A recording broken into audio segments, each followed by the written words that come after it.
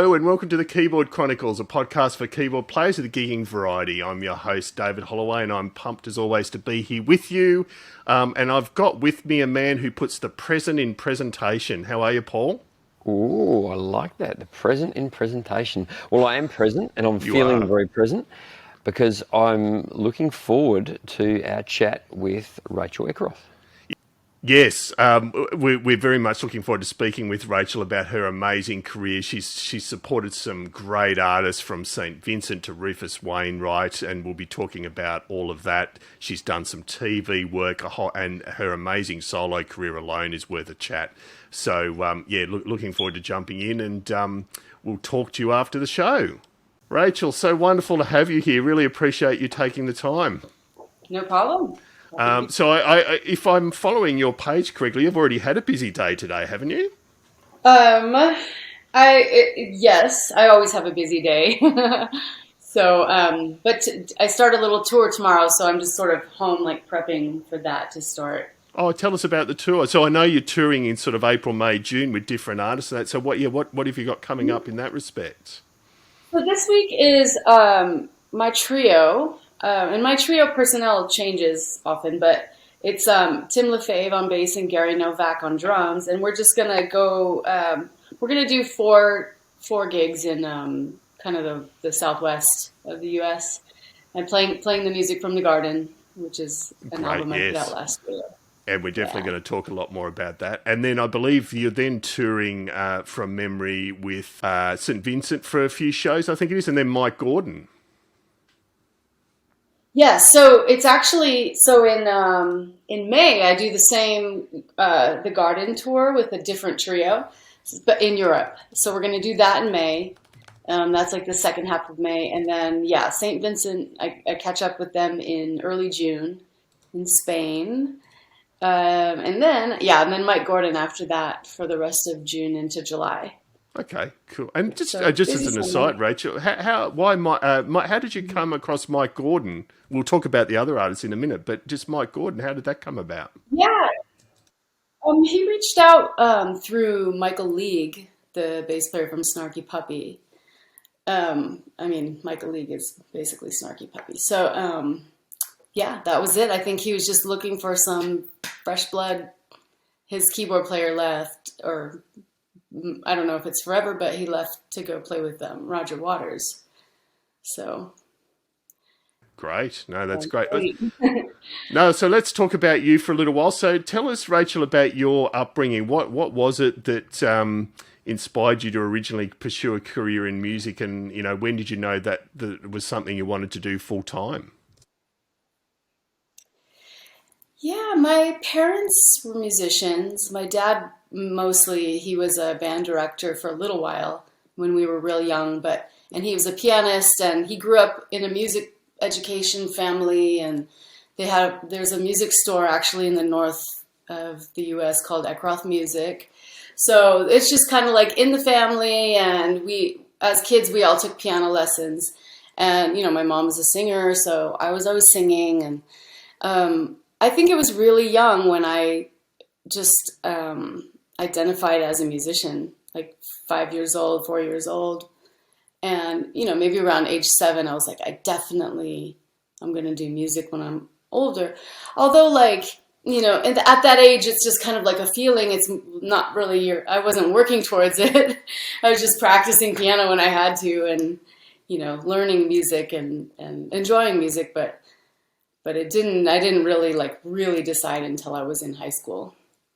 And so what were those first bands like for you, Rachel, as far as what were the first bands or musical activities you were engaged in that really gave you the bug?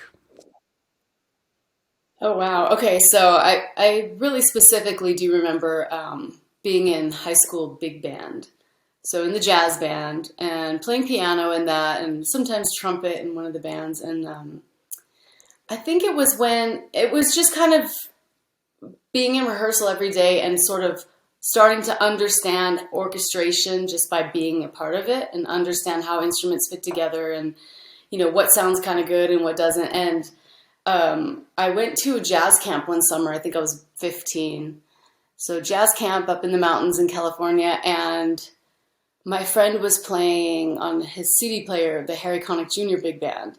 And I think when I heard that, I was just like, wow, it's so huge and it's so good and it sounds like jazz and I love it. And that was like the beginning of everything, I think, just in terms of the direction that I decided to go, which has changed, but that was where it sparked.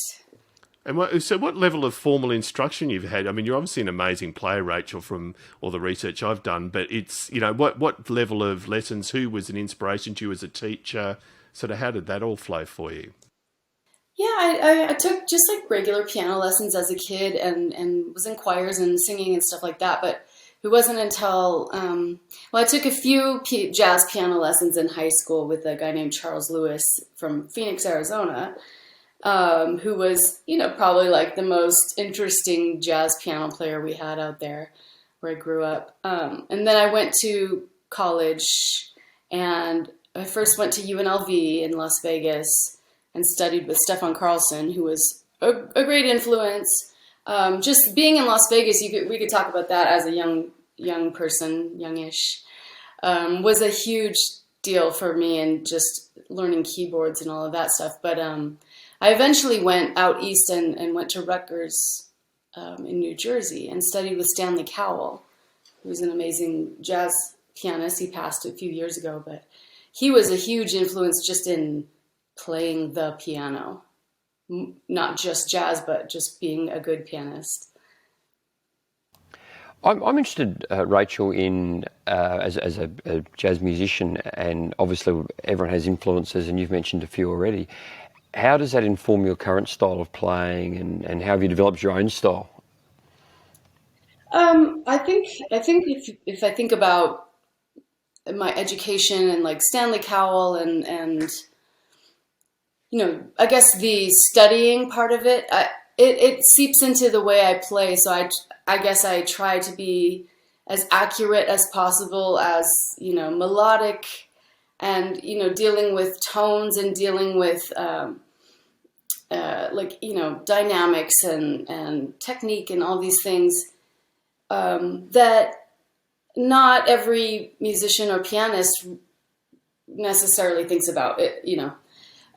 It's just, I guess having a formal education like that really causes you to look at your instrument from a lot of angles. Yeah, cool, great. David mentioned earlier we're going to explore your career from a couple of angles. One, that you work with others, but then also your solo work.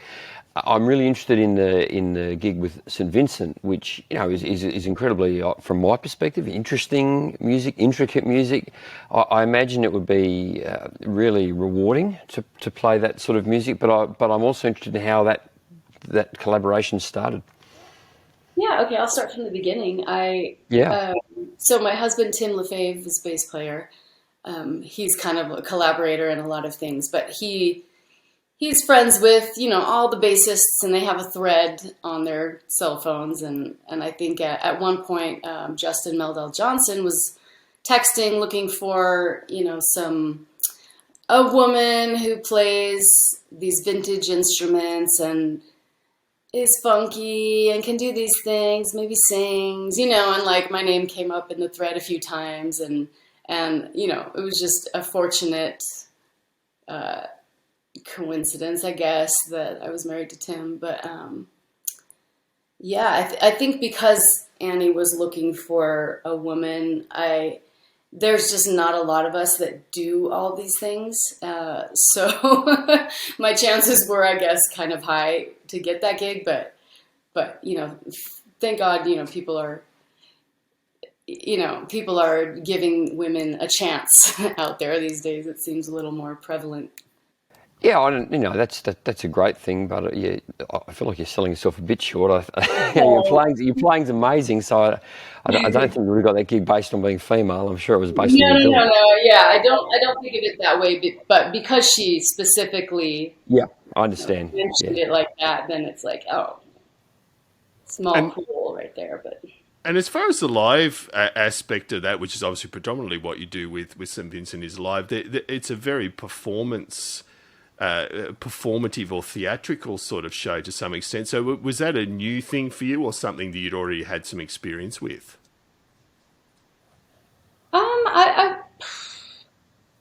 It is, in a way, theatrical, but I was playing with Rufus Wainwright before that, who is maybe a few levels higher in that way, just not higher, but he just takes it a few levels deeper with the theatrics. And the tour we went on was actually pretty tame for him, but so we had costumes.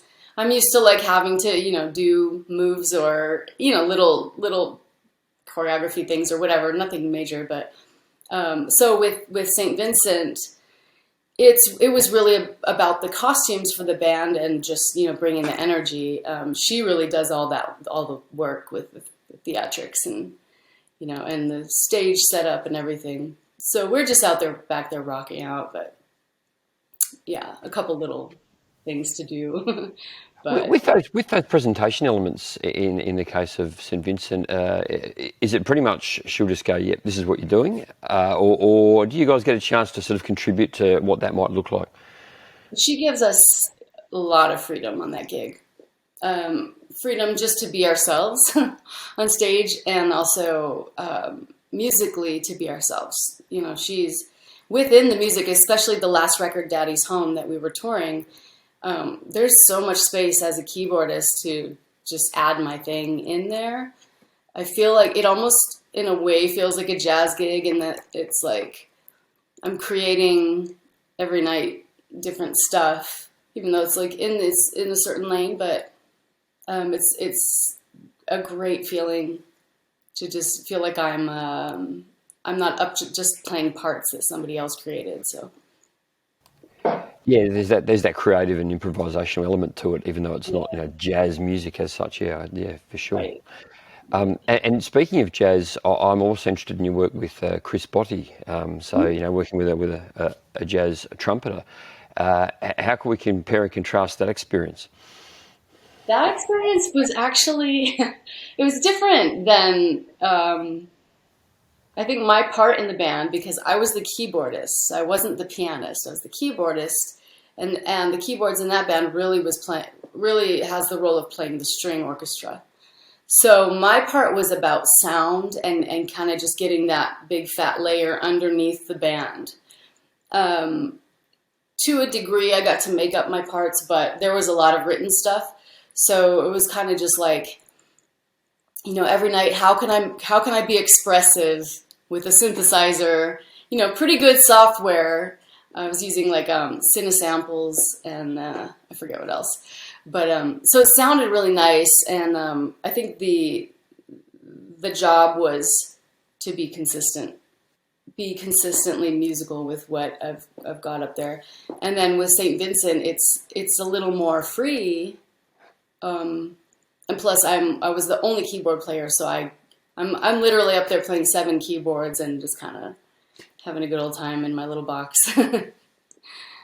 You raised a great point there, Rachel. What was the sort of introduction of you to the more technological side of keyboard playing? So obviously, from the jazz viewpoint, piano. What got you into the synths and sort of getting exposed to that side of things? Well, it mostly happened in Las Vegas I moved here when I was 19. I'm actually back in Vegas now, but I moved here when I was 19 to go to college. I grew up seeing my dad playing the synthesizers, and we used to, it was the 80s, so it was digital mostly stuff. So we would get in there and program things and sample our voices and have fun and make drum beats.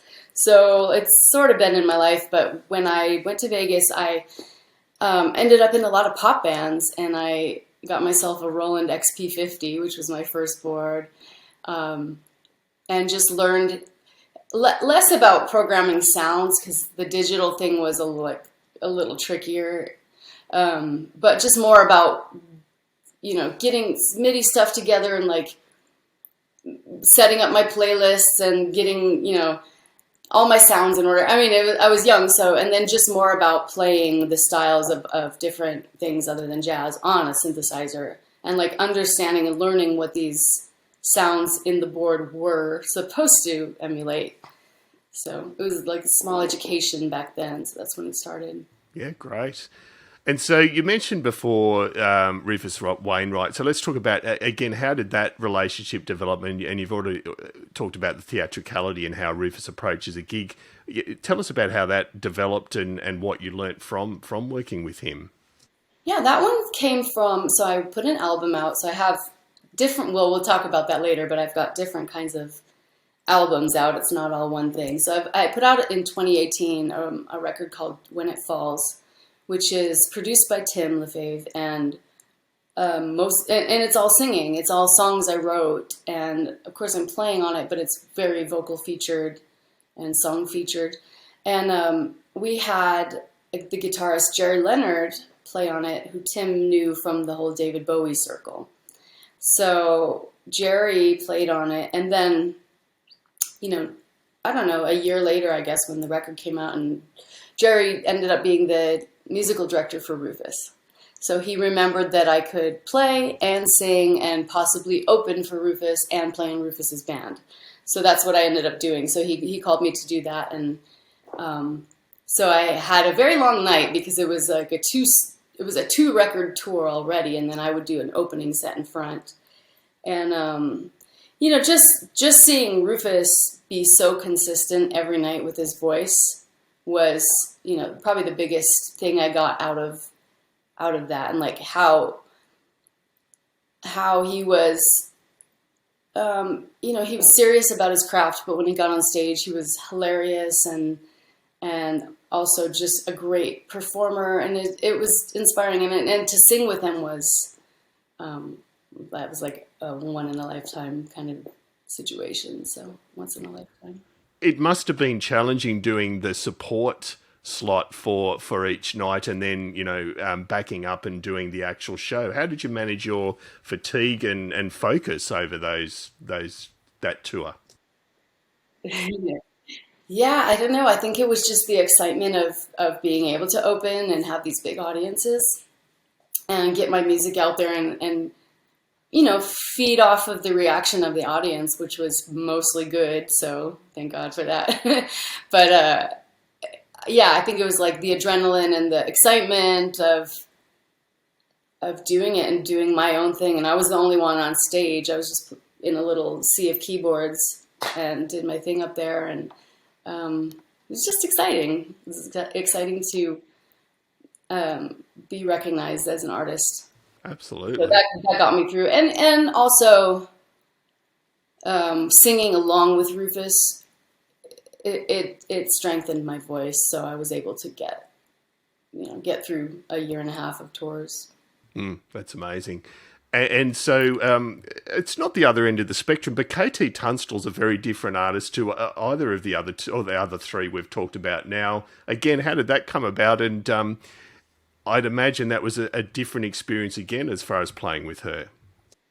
It was like more of a rock show kind of thing. It was a little more part oriented than anything else. And I also was singing, so that's cool. My friend Solomon Dorsey, another bass player, so I keep getting gigs from bass players. He recommended me because he moved out to LA, and I had just moved to LA.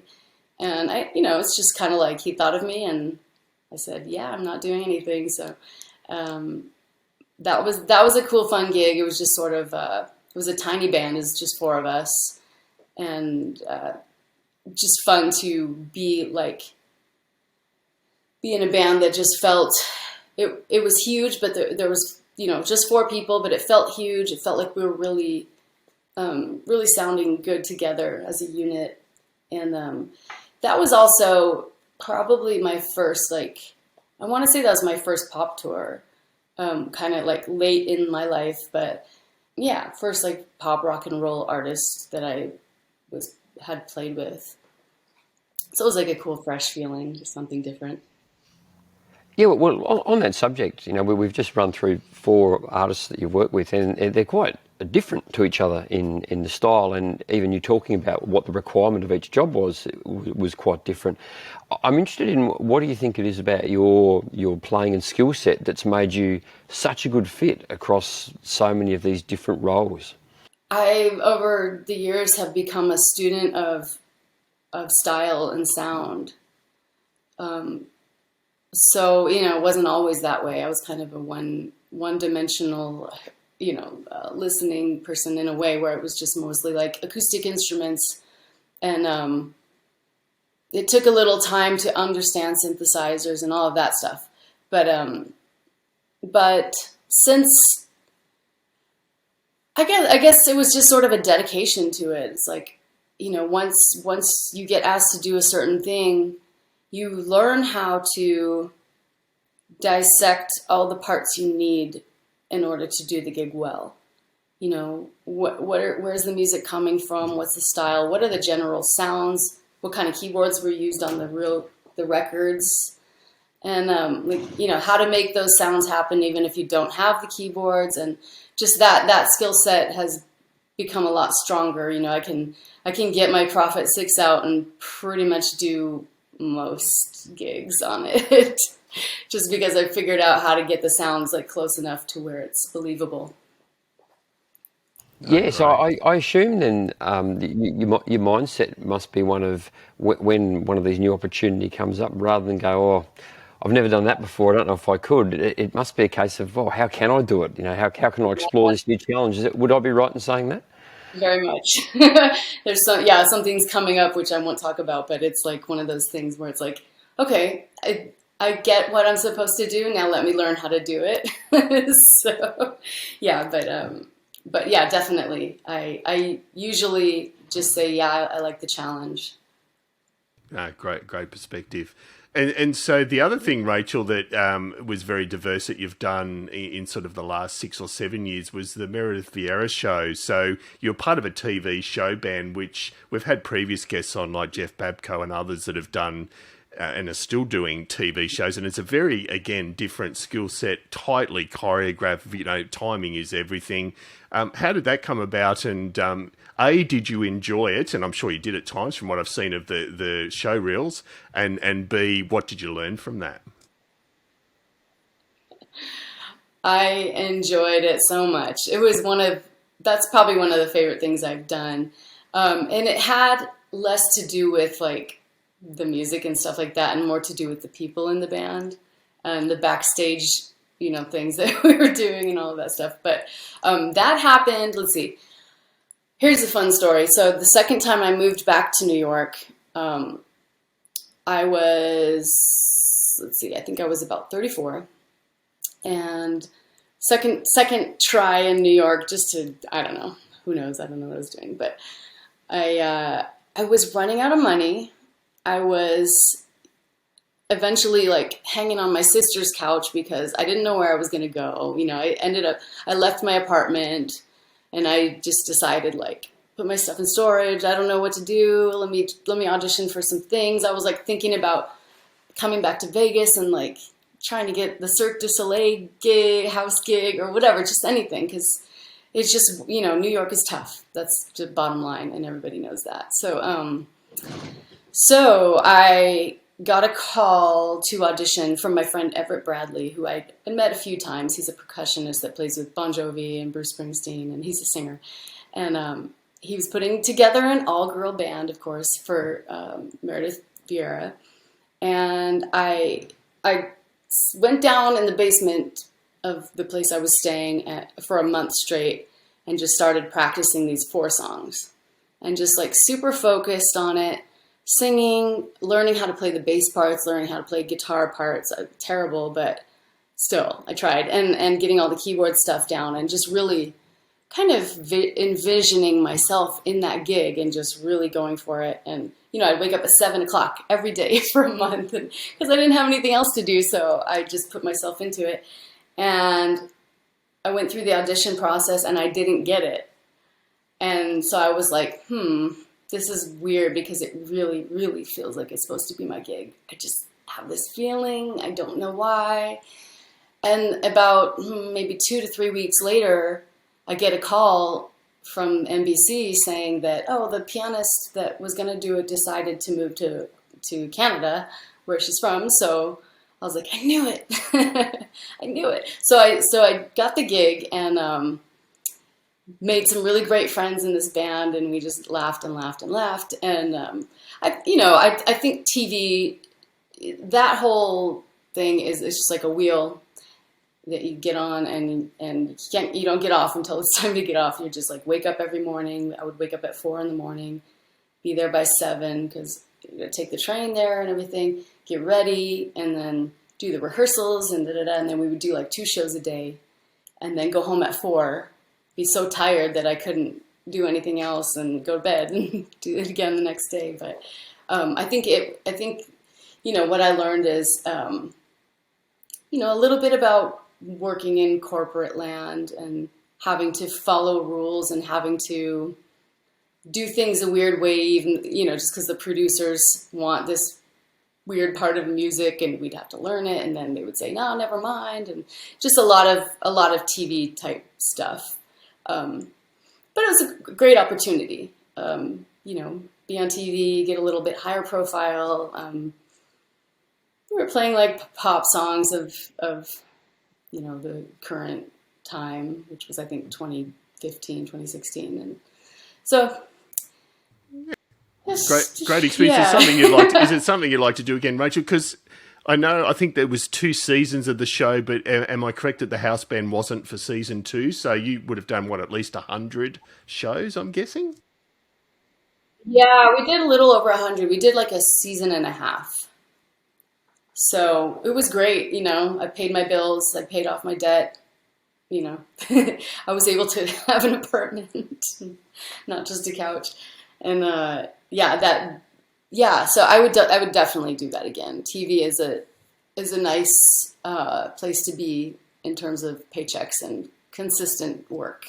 So let's talk about your solo work, which is incredible, Rachel. So as you mentioned yourself, you don't just tend to do the one thing. So you've got a very unique and eclectic range of albums you've released. So if you had to describe your sound and influences, how would you do it? What have you been, how's it shaped over the years, releasing? I think it's 20 albums, isn't it, you've released? Well, no. I mean, that's kind of a misprint, but it's I've done like 6 or 7 of my own albums, and then just been a part of a lot of other albums and did a little bit of producing and stuff like that. So yeah. From your first solo album, obviously everyone loves to do their first solo album, and it's a great experience. And we quite often hear from guests that, they sometimes look back on their first albums, if not with embarrassment, but with some perspective of, I was still learning how things worked back then. How looking back over those solo albums you've done, how's your playing and style and composition developed? Well, my first attempt at an album was when I was about 24, and I did a jazz nonette thing. And it was, I went in blind. I had no idea how a record was supposed to sound, what mixing even was, I just knew how to write arrangements, and I got my friends, and it was fun, So we went in and did that, and every once in a while I listened and I'm just like, wow, this was recorded terribly. But it's nice to have it, it's nice to be able to listen and be like, that was kind of cool for like a 24-year-old. And then I did a jazz trio record right out of grad school with 2 of my best friends from Vegas. And that was a similar thing where we went to a good studio with a good piano and a guy who knew what he was doing and had a good reputation. So in that way, it was like safe, so it sounds fine. We're just young sounding, And then I did my first singer-songwriter record, where I finally penned some lyrics when I was about, sorry, this bug is flying, when I was about 30, 33, something like that. And I guess I was kind of the producer, and then this other keyboardist named Jesse Fisher was also the producer of part of it. And so we just went in his studio for like a year and worked on songs and did some arranging. And that was so I was doing the singer-songwriter thing, but it was still like very jazz infused in terms of horn parts, and like I did little bit string arrangements and kind of like little jazzy backgrounds, and a couple cool songs came out of that I still do today. And so once I did that, I think then things kind of shifted. I think that's about when the Meredith Vieira show started, and I think I just got into a world of like a different level of people doing stuff. I don't know if that makes sense. Just like musicians doing bigger things. And so just seeing and hearing how things are done on a higher level was really helpful. And then I met Tim Lefebvre, and he has this whole sonic thing that is so unique to him. And he brought a lot of that to the next record that I did called When It Falls. And he produced it. And a lot of that was really influential on just what I do now, like with pedals and sounds and creating. So yeah, I think it, just the natural progression is just like every record gets better. And I just finished, it's coming out actually this week, a solo piano record. So back to basics. Yeah, and that's called One. And as this podcast goes to air, it will have been released. I'm wondering, Rachel, if you can share with our viewers and listeners what the inspiration for that album was, what the key messages maybe that listeners can take away from it. Yeah, so One, it happened because for so long I've just been keyboarding, writing, arranging sounds, everything, playing many things at one time, singing, that I just wanted to just get simple for a second and just go back to the beginning. And also just in a way assert myself as a pianist, because, a lot of people might know me just as a singer actually, or people might know me just as a keyboardist and have not heard me do like a jazz gig or something like that. So I guess in a way I want to make sure there's recordings of all the things that I do somewhere, somewhere before I leave the earth. I don't know. I don't know for what reason, but just sounds like a good idea. So yeah, so I decided, I'll go in the studio. So my friends, the ones I did the first trio record with, Chris and Kevin, they have a studio in Brooklyn called Big Orange Sheep with a beautiful Fazioli piano. And so I went in there and I was like, let's just see what happens. So I had a couple tunes that I prepared, but it was mostly improvisations. And nothing, it's not crazy jazzy, but it's just little melodic improvisations that I came up with, and I think it turned out just really vibey and nice, and kind of a nice little listening adventure. Yeah, so you recently released on your YouTube channel Three Wheels. So is this typical of the sort of style and texture where we might hear on the One album? Yeah, definitely. Yep, it's all like. Most of the songs are 3 minutes or less, and just kind of little musings, like 100% improvisation. So I'll just put my hands down and start. Yeah, well, that track is lovely to listen to. So I really encourage everyone listening to our podcast to check it out, and we will link to that in the show notes. But also the album One, which is coming out, and that brings me to my next question, which is, as a very experienced writer and musician and producer now, I'm just curious as to what the creative process looks like for you, both from an internal perspective. How does the muse strike you? How does that come out? But then also, physically, how are you putting these things together? Well, do you want to talk about like a specific things. I mean, everything's kind of different, I guess. I think maybe if we reflect on where you're at these days with it now. So maybe for one, how that came together, but certainly if you wanted to expand that out to just general things you've learned and how things come to you, that's great as well. However you'd like to answer it, Rachel. Maybe we can talk about the garden first. So Yeah. that's probably the most successful record that I've done. So the garden was, it started with just being approached by a record label to do something a bit different along with Tim. The label had seen us doing these improvisations with keyboards and drum machines and things like that and bass. And he was like, oh, maybe you could do something like that, but, a little more composed and refined. And so I was like, let's do it. And so I just started composing like at the piano. And there's maybe one song with piano on that whole album, maybe two. And so, yeah, so I just sat down, I started writing. I just tried to find Rachel, the things that I hear and typically play and typically write and put them into song form. And while that was happening, thinking about who's going to be in the band. And then having Tim as the producer, he brings in like this other sonic side with the synthesizers and the pedals and the production, like the after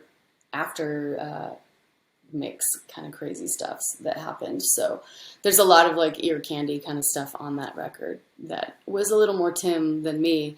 But so with that one, it was sort of like a slow process of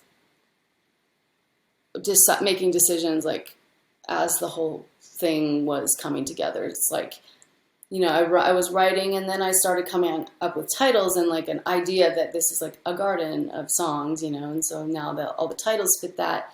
And then I was like, oh, I should write Donnie McCaslin would sound great on this. I love his sound. I know his sound, so let me write some stuff for him. And, and that goes for everybody on the record. And I don't know. It's just like it just evolved and then became awesome. Yeah, well, it obviously did. And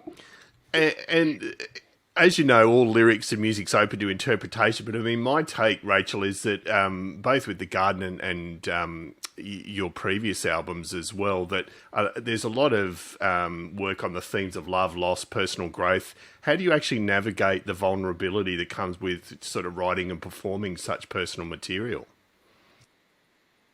Yeah, I learned that writing a good song really depends how honest you are. At least that's for me. When I first started writing lyrics, I was just trying to, number one, just trying to learn how to do it. But number two, trying to fit like in the mold of what I think songs were supposed to sound like or talk about or whatever.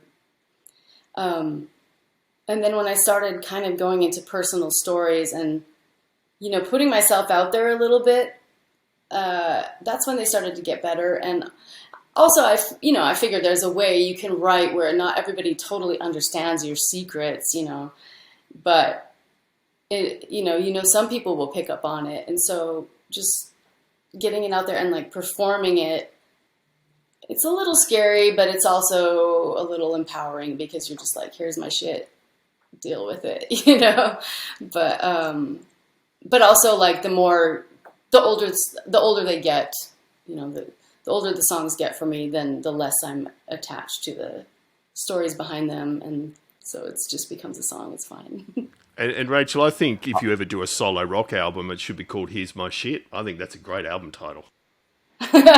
Here's my shit, deal with it. Yeah, and then the subtitle can be It Became Awesome. That's my favourite line from you.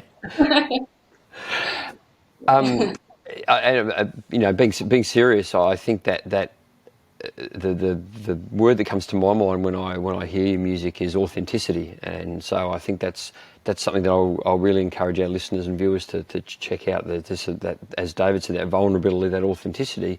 I think it makes it easier for audiences to connect with the themes that are present. So it's good to be able to share that with people, I imagine.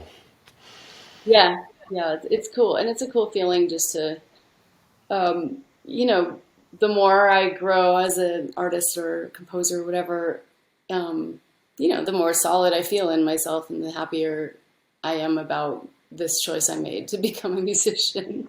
Yeah, It's a never-ending learning process, and uh, it's quite gratifying. And you know, well, for me, if you just keep working, it's like, you know, it all comes together eventually. And I know it's hard to look back, but I mean, you just mentioned about, you know, making the right decision to being a musician. In your lifetime, was there ever a time where you thought, I have made the wrong choice? Not totally, not really, not 100%. There just have been hard times where I've had to try to get another job or something like that. But there's never been a time when I could quit music. And I've had friends do it. You know, I've seen people really into music and then decide not to do it anymore. And it just doesn't compute. It doesn't work for me. I mean, who knows what the future's like, but so far it's like that's kind of all I can do anyway.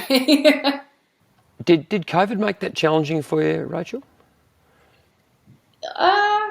Yes, it it did kind of make me question a lot of things that I do. I think it actually made me focus more and work harder towards the things that are more important to me, like making quality good shit. You know what I mean? So no, but COVID. So when that happened, Tim and I went down to Tucson and sort of like hid away from the world, and we made a Patreon page, which is what I was talking about before, where we were doing all the jams together. And so we made this, you know, online thing and we got a bunch of subscribers, and we were paying our rent, and it was cool. It was good. You know, we were just working really hard to do it, to make it happen. But that's good. It's good. We put the focus and the energy into that, and things blossomed out of that energy. So, you know, blessing in a weird way, but. Yeah, well, and talking about, you know, trying things differently and different approaches over your career as a live performer, you've performed in, you know, so many different venues and settings. And I'm curious, do you have a favourite live performance experience? And, you know, if so, what would have made that experience or maybe series of experiences so special for you? There's a lot of different things that have been really awesome. I think probably the biggest one was opening for Rufus.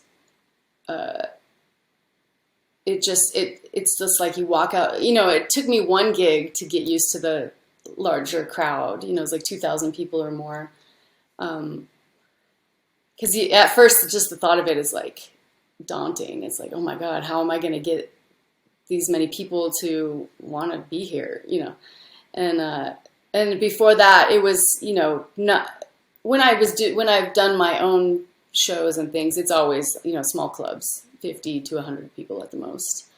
And yeah, so it was like a big challenge to get on stage and just be like, hey, I've been doing this for years. I know what I'm doing. So I think when we played at the Beacon Theater, that's in New York City. That was probably a big one for me, because first of all, it's like one of my hometowns, and so a lot of friends were there, and we sold out, and my name was on the marquee, so that was like just a cool thing to see. So that was probably like a favorite.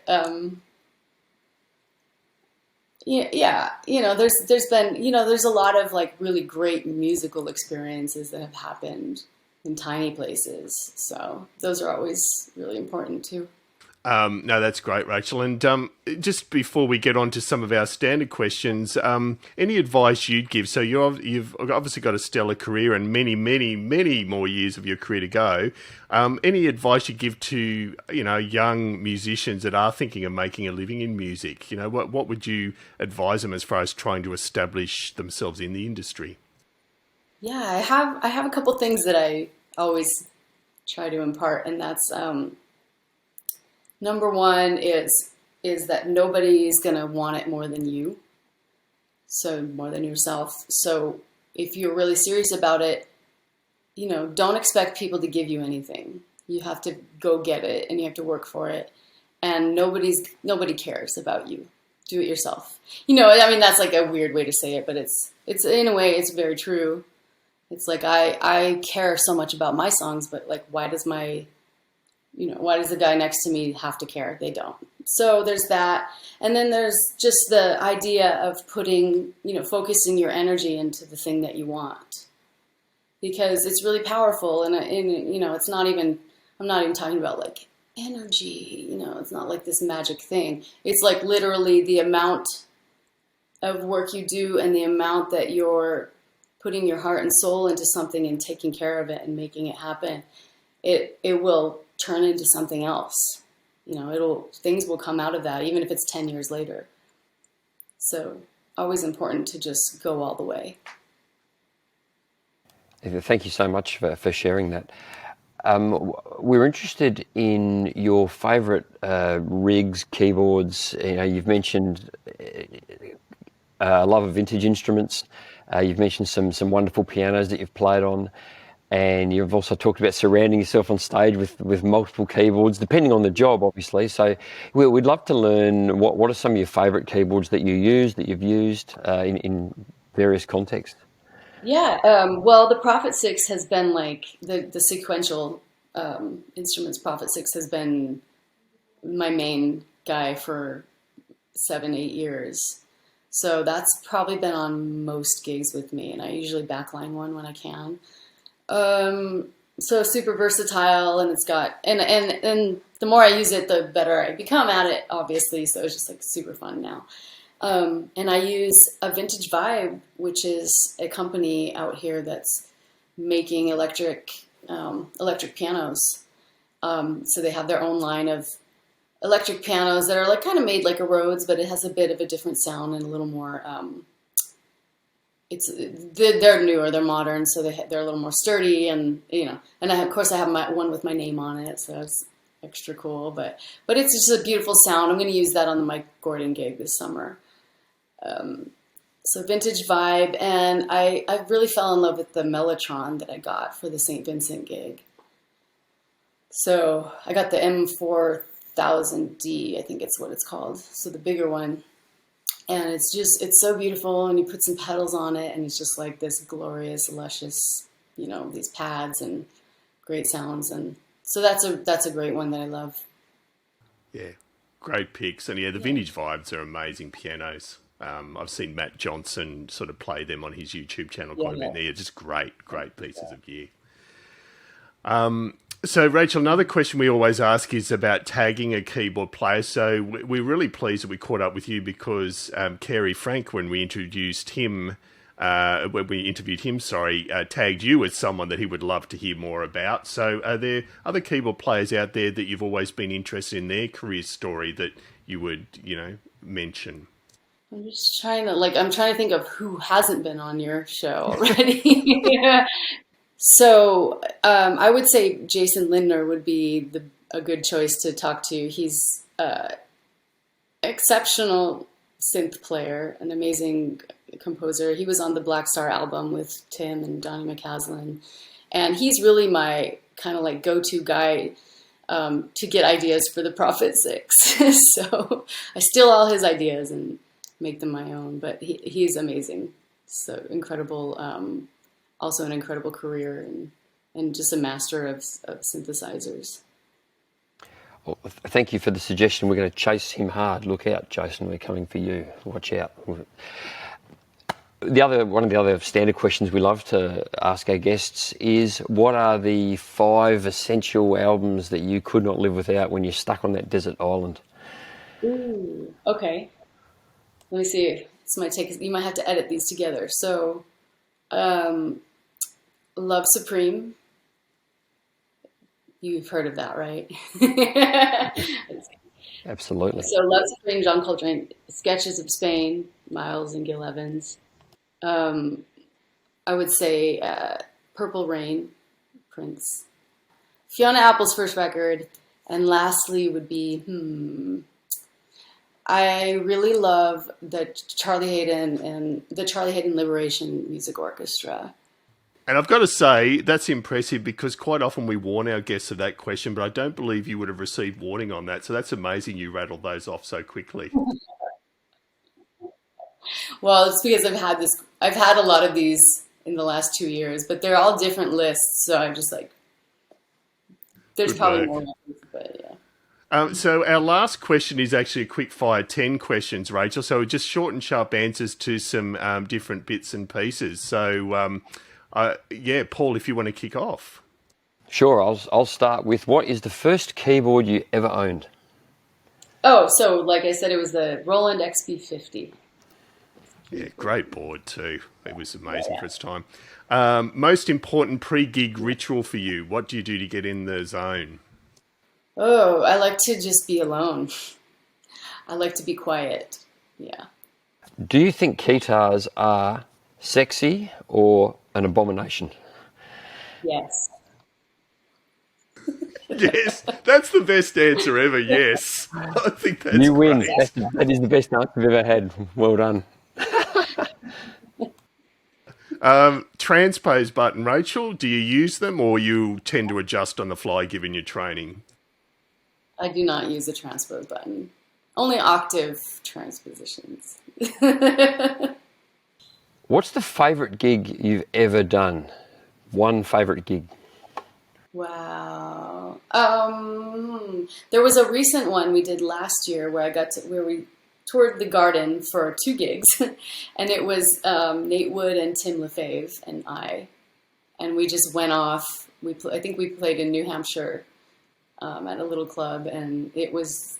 There might be some footage online actually, but it was just fiery and fresh and good. Great. And a hard pick to make, but favourite city that you've ever played in? Oh, I really enjoyed San Francisco when I played there, opening for Rufus. That's a good answer. That's a great answer. Can I add an unscripted supplementary question, which is why? What was it about San Francisco? The audience was just wild and very receptive. So it was a good, happy, generous audience. Yeah, cool, nice. What's the best thing about playing live? Oh, getting to express your emotions through music, I think. And worst thing about playing live? Being on stage and everybody's looking at you. I was a very shy kid. I definitely like to perform in a way, but I also don't want anybody to see. So I don't think that's unusual with keyboard players. I think that's common. Yeah, well, I did hide behind a keyboard most of my life, so it makes sense. Name one thing, Rachel, that you'd like to see invented that'd make your life as a keyboard player easier. I need like a robot assistant that can carry gear and do everything else. So. Robot roadie, I love it. Yeah. And final question, what is your favourite non-musical activity? Oh, I like working out. I like going to the gym and being physical. So. Yep, good one. Rachel, we can't thank you enough. You've spent an hour with us and we hugely appreciate it. When I said at the start, people should follow Rachel's Facebook page. I know you've been in the studio a bit. I think today or yesterday you were in the studio. You're flat out. You've got a tour tomorrow. So really appreciate you taking the time to speak with us. It's been great. Thank you so much, and I hope to come back to Australia soon. I've had a lot of good shows out there too. So Oh, we should have talked about that, but yeah, that's great. No, we'd love to see you down here. Paul, that was a buzz. Great to talk to Rachel. What an amazing career she's having. I'd argue she's not even halfway. Yeah.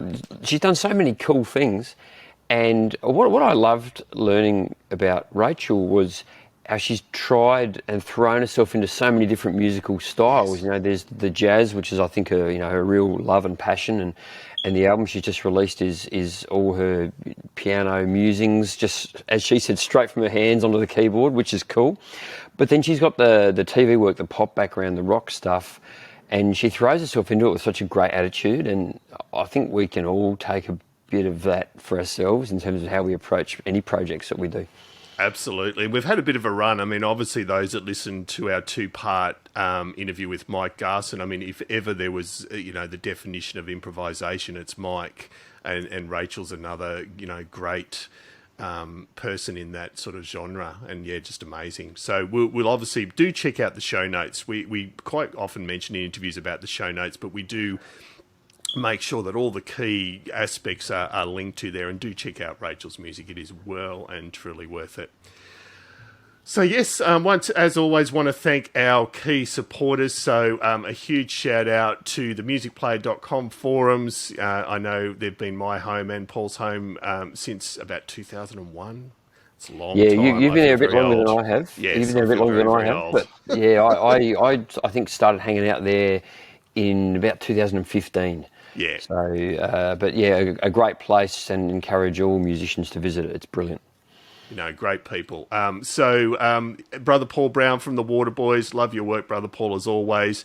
And again, if you haven't watched the Brother Paul interview, it was after our interview with Brother Paul that he very kindly started to support the show. Amazing life history, and let alone how he plays, just a force of nature, as I always mention. I think it's about the 10th time I've mentioned he's a force of nature. It's one of my favourite go-to terms. And Tammy Catcher, Tammy's Musical Stew, we couldn't do it without you, Tammy. Hugely appreciate your support as always. And Radio Grande, a brilliant YouTube channel that reimagines great songs from a funk and soul viewpoint. If you like things like Scary Pockets or even Snarky Puppy, sorry, Darren and team, I'm talking about big time here, but you do a great job. And finally, but definitely not least, so that's mangling last but not least, and finally, go me, Midnight Mastering. So midnightmastering.com. I have used Mike and the team at Midnight Mastering for my own highly unsuccessful ambient projects. But that non-success is nothing to do with the mixing and mastering. He literally transformed the work that I did, and it has had some interest. Like all of us on Spotify, you're competing against 24 billion other people, which that's just life. So yeah, midnightmastering.com. Thank you all for your support. We really do appreciate it. So we'll be back again in a fortnight or so. I think we mentioned last show the interviews are coming thick and fast, so it might even be more regular than a fortnight over the coming weeks. Do keep in touch. Our website is www.keyboardchronicles.com. Facebook, we're at the Keyboard Chronicles. Twitter at the Keyboard CHR1. And then good old-fashioned email at editor@keyboardchronicles.com. Love to get emails, and we do get them. And a thanks to Pete from Scotland. Pete and I, Pete's a regular listener. We've had a nice to and fro on email. He's been really enjoying the shows. And Pete runs his own podcast, which I do actually highly recommend. If you're into fly fishing, now here's a niche of Keyboard Chronicles listeners who are into fly fishing. Check out the fly fishing podcast, and I apologise, Pete, I can't remember the title off the top of my head, but there are only a couple of fly fishing podcasts. Do check it out. Yeah, Pete, just write into David and chastise him for forgetting the name of your podcast. But, I was just thinking about that, reflecting on fly fishing, and I'm not a fisherman's bootlace, by the way, but I can see the two disciplines, playing keyboards and fly fishing. I can actually see some synergy there, right? Because they both require a certain amount of precision, skill, dedication to your craft, and being able to, I think, deal with long periods of time by yourself, getting to know your own personality and getting to know how that relates to the world around you, whether it's being surrounded by black and white keys and other musicians or stages and sound checks, or nature with beautifully bubbling streams and the sounds of birds in the forest. No, exactly. And I don't think I'm mistaken that one of the guests, and it is the Fly Fishing Magazine podcast, which will help you find it, is Peter's had Fergal Sharkey. For those that are 80s tragics like me, Fergal Sharkey is an avid fly fisherman. He's been on the show. Yeah, I'm pretty sure I'm not getting that wrong. I'm sure Fergal's been on his show. So, so Very definitely cool. check it out. Anyway, that was a long-winded way of saying we love hearing from you. Do reach out. It is a highlight for us. And as always, if you'd like to become an official supporter, like those ones we've shouted out to previously, just go to patreon.com/Keyboard Chronicles. And even if you don't want the shout out, for the price of a coffee a month, you can really help keep this little boat afloat. Paul, thank you, sir, as always. David, again, thank you for inviting me to share these great chats with these amazing keyboard players. And at least you don't expect an invite in the mail anymore. The key, you've got a key to the front door, and you've got your own couch in the living room. So it's the way it should be. And look, if you could kindly stop eating the food that I labelled that I put in the fridge, that'd be really helpful to you. Oh dear, yeah. Look, I commit to nothing. So. And mostly, and most importantly, thank you all out there for listening. We do appreciate it. We appreciate all the new listeners we get each episode and all of those that have stuck with us from the beginning. So as I said, we'll be back very soon. And in the meantime, have a great time.